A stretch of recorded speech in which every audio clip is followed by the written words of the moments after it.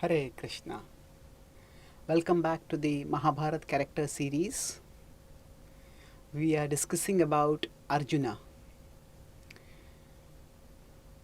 Arjuna won the hand of Draupadi, and by winning that hand, he not only got a beautiful bride for himself, who eventually became the bride of all the five Pandavas by the word of Kunti and the plan of Lord Shiva. We've discussed this when we were discussing about Yudhishthir and Kunti earlier.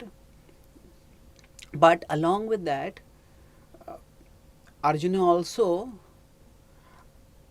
sealed a very strong alliance between the Pandavas and the Panchalas, the dynasty of Drupada and Draupadi. Now,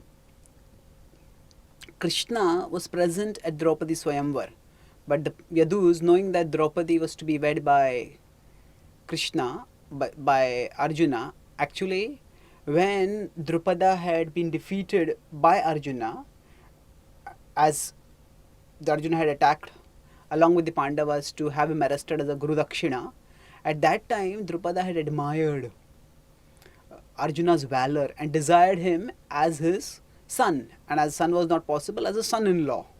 So when he eventually performed a yajna, Drishtadyumna came from there, and along with that Draupadi also came, and he had that girl he had desired was to be married to Arjuna.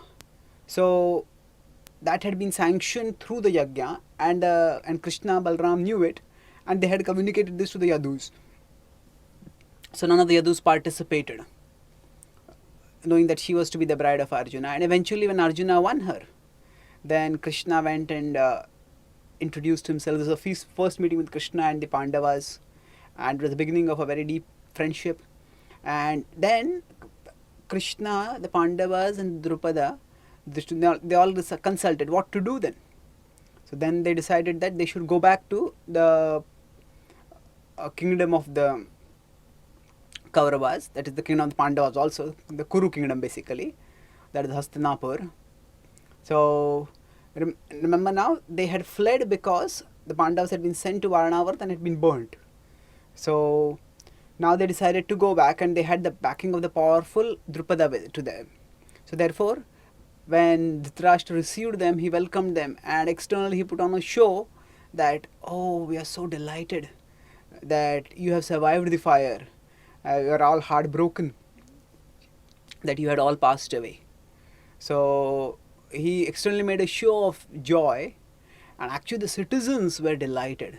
The citizens had been silently and sometimes openly cursing the kingdom and the rulers of the kingdom, who they felt had conspired to do away with the evil Pandavas. And when the Pandavas came back with their bride, the citizens' joy knew no bounds, and they started praying to the gods, saying, if we have given any charity, if we have done any sacrifice, if we have performed any austerity, if we have done any yajna tapa, then please let the results of these go to the Pandavas, and the result be that they all live for 100 years happily without any calamity coming upon them. So because of their virtue, because of their gentleness, because of their competence in ruling, they had already won the hearts of the citizens. And seeing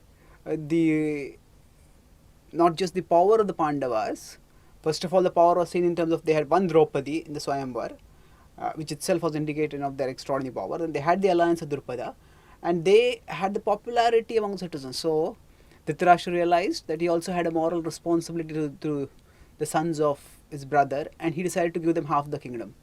But he gave them a barren half, Khandava Prastha.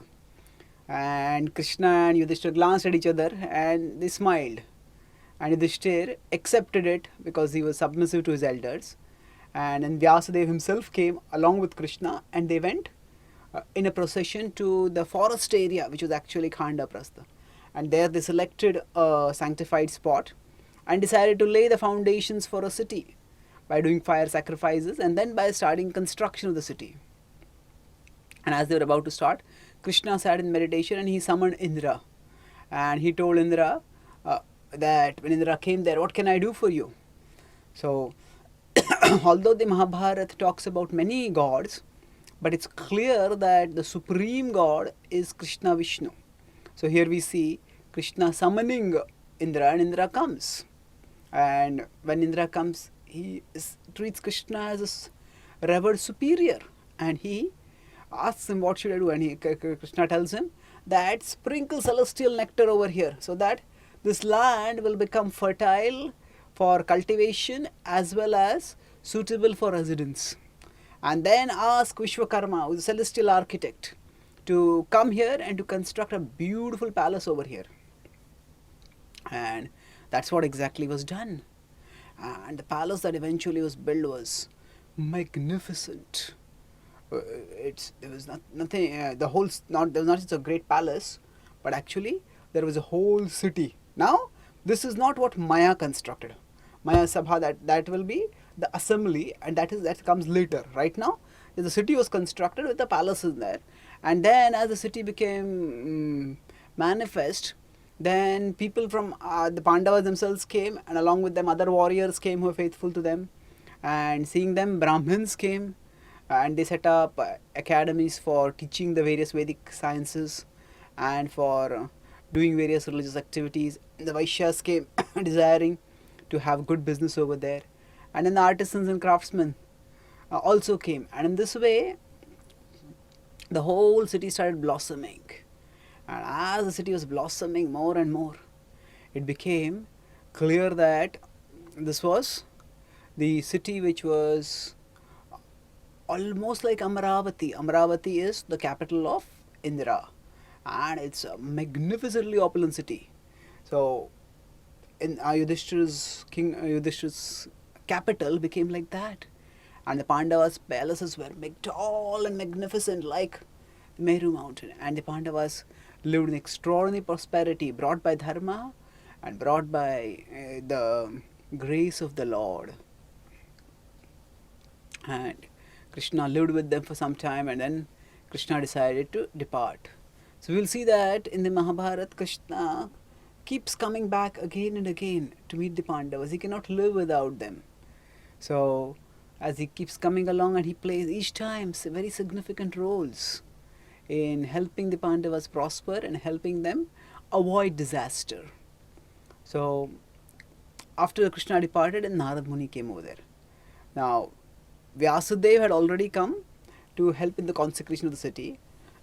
And in the Mahabharata, if you see comparatively, Vyasadeva's role is much more than that of Narad Muni's. Narad Muni also keeps coming periodically, but Vyasadeva comes with much more frequency. And in one sense that's natural, because Vyasadeva is related to the Pandavas. He is in one sense through the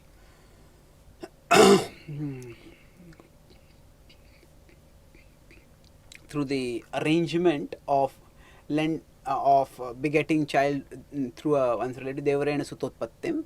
Through that he was actually the parent of both Dhritarashtra and Pandu as well as Vidura, and so the Pandavas were his grandsons. So he always wanted their welfare, and he comes with much more frequencies. But now Narad Muni came and he warned the Pandavas. He says, all of you are wedded to Draupadi, and although all of you are very cooperative and friendly, but still there can be great danger because of this.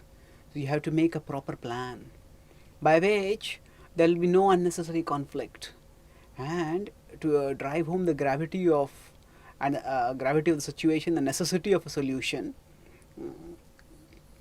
He told them that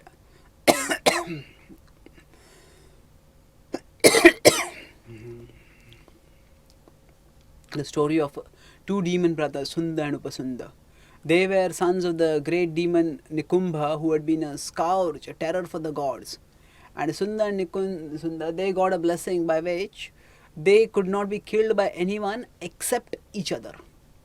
And knowing that they were themselves very friendly, they were like two souls in one they were like one soul in two bodies.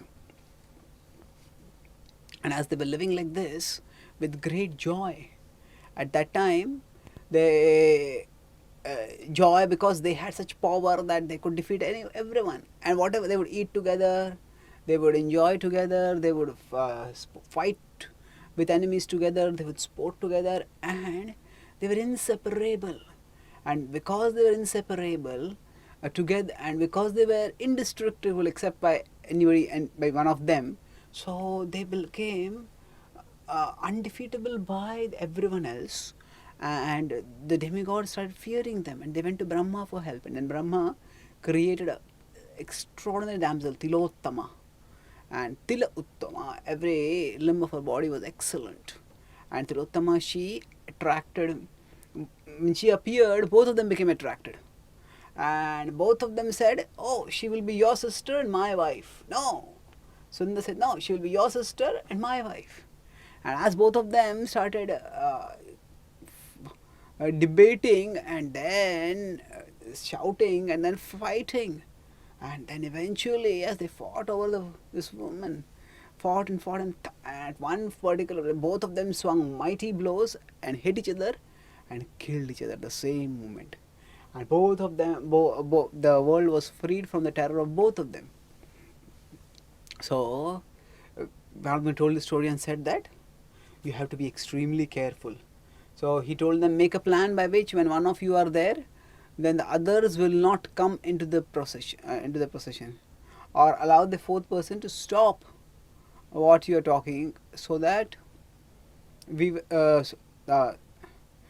they told them that if one of them is there with others at that time, one of them is there with Draupadi, the others should not come. And if the others came over there, if anyone of the other brothers came and one brother was having his private time with Draupadi, then there would be a severe punishment. The violator would have to go to exile for 1 year. Now this may seem a little extreme. After all, aren't they the brothers? And in a family, people may just enter into one another's room. Why go for exile? But this was an extraordinary situation, and extreme situations require extreme measures. So the extraordinariness of the situation was that 5 husbands for 1 wife, and it could have become a potential source of conflict. Normally, one man would have many wives sometimes in the Vedic culture, but one woman having many husbands was unusual. And naturally, the wife would like to be with her husbands, and husband would like to be with the wives. So this could very easily lead to conflict. So even when there are good intentions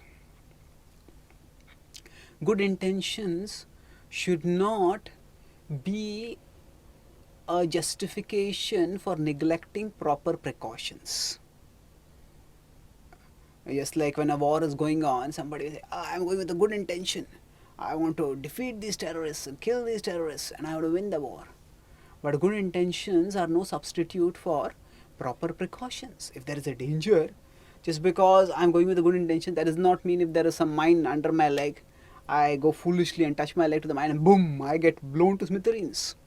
So if that is not to happen, then I have to protect myself. So whatever is required, I have to do. So similarly, when we are living with our friends, with other devotees, with other spiritually minded people, it is good to identify in advance potential sources of conflict and then make measures to deal with them so as to prevent those conflicts. So actually, without doing this, we may unnecessarily create problems or aggravate problems when they get created of their own accord, and lose relationships. Relationships are valuable, and whatever is required to preserve the relationships has to be done. So just as if we have a gadget, if we have expensive thing, nowadays people have insurance. So what is that we know there is danger. It's not that we expect or want the danger to come, but there is a house may get burned, a vehicle may get destroyed in some accident or something like that. We need insurance. So this is a practical measure. So similarly, there are measures which we need to have for taking care of relationships also. And this incident shows how important it is to take adequate precautions to ensure that relationships stay healthy, and we don't take things for granted and become complacent and negligent in ensuring equal, respectable treatment for everyone in the relationship. So now we will see that this arrangement led to a heavy cost for the Pandavas and especially for Arjuna. Once when Yudhishthir was with Draupadi, at that time a Brahmin came to the outside of the Pandavas' palace and started yelling. He said, "My sacrificial paraphernalia has been stolen away by some robbers. Please bring it back. Please save it." And Arjuna came out. He heard this, and at that time the other Pandavas were not available. Of course, Yudhishthira was with Draupadi in his private chambers, and the other Pandavas were elsewhere engaged. Now Arjuna heard the Brahmana's plight and immediately desired to correct the situation, but he did not have his weapons. His weapons had been kept in the chamber where Yudhishthira and Draupadi were meeting now. Paused. Now, for every Kshatriya, the Kshatriya uses particular weapons, and those weapons are the ones with which the Kshatriya is most confident, they are the most natural for him. And by fighting them, with them, the Kshatriya is at home with those weapons. So Arjuna thought, I have to have my weapons. How can I go without my weapons? And he was thinking about it. And as he was thinking, he decided that if I intrude in the chamber, that I'll have to go to forest for 1 year. But still, at the very least, I'll have done my duty and I'll have protected Yudhishthira's reputation. My duty as a Brahmana as a Kshatriya is to protect those who are in distress, especially the Brahmanas if they're in distress. And if I fail to do this, eventually the blame will not just come to me, the blame will go to Yudhishthira. He is the eldest among the brothers, he is the king, and his reputation will become sullied. So I cannot tolerate that. So Arjuna knocked on the door and Yudhishthira and Draupadi were sitting together. Yudhishthira looked up and smiled. Arjuna went straight inside and he explained the situation, and then he told that he would like to have permission to take these weapons. And Yudhishthira nodded and he took the weapons and rushed out. And he ran after them. They, fleeing the robbers, found them, delivered swift justice, and then came back and delivered the paraphernalia back to the Brahmin. And after this, the Brahmana was pleased and the Brahmana blessed him. After that, Arjuna went back to the Pandava kingdom, and then he told Yudhishthira, please give me your blessings. I would like to go to the forest now for 1 year as per our condition. So Yudhishthira was aghast. He said, no, you cannot go. You don't have to go. Why do you need to go? Actually, the rule is only for the elder brother should not intrude when the wife is with the younger brother. That would be a violation of privacy. And for that matter, a younger brother is to an elder brother like a son. And if a son enters in the chambers of the mother and father, what is objectionable about that? Seeing that Arjuna was unconvinced, Yudhishthira tried again, and he said, if at all you consider me to be any kind of authority, then you should accept my word and decide not to go. And then again back on firmer ground, he said that actually, I know that you meant no offense. I did not feel any offense, and therefore we can waive this condition. There's no need for you to go to the forest. And at that time, Arjuna showed his principle-driven nature, and he said that, oh brother, I have heard from the scriptures that truth has to be followed at all times without any compromise and without any admission of impersonalism. So, and things like that. Impersonalism means here the idea that one should follow the truth without any impersonation. Impersonation means pretending to be someone else or finding some other way to avoid the truth. So, Arjuna, please give me permission, he said, and let me go. So, Draupadi herself was tear struck because Arjuna had won her, and she loved Arjuna, and the thought of being separated from him for 5 full years was so painful for the Pandavas, and yet they knew there was no alternative. So they agreed. Seeing Arjuna's determination, they knew there was no alternative, and soon Arjuna left. Now, when he left, some Brahmins who accompanied him and some other people who accompanied him, being inspired by his desire for selflessly keeping the word of truth, and realizing that by associating with such a dharmic person, their own dharmic value would also increase. Now, Arjuna was also thinking about dharma itself, and he said that, let me go to the various pilgrimage places in the various parts of the country, and in that way I will increase my piety. So thinking thus, Arjuna decided to go first northwards to the Himalayas, and then he would slowly come down. He would go first towards the east, and then he would come down, go all the way down in coastline, and then he would come up to the cycle. He would come up to Prabha, where he would meet Krishna, and then he would come back to Hastinapur by the end of the year. And as he started going upwards, at every holy place that he would go, he would meet with the sages, the saints, the hermits, and he would give them charity. He would learn from them, and after taking their blessings, he would depart. So one day he was sitting on the banks of the Ganges and he was bathing. At that time, he suddenly felt a mystical force just dragging him away, and he tried his best to struggle, but he just couldn't.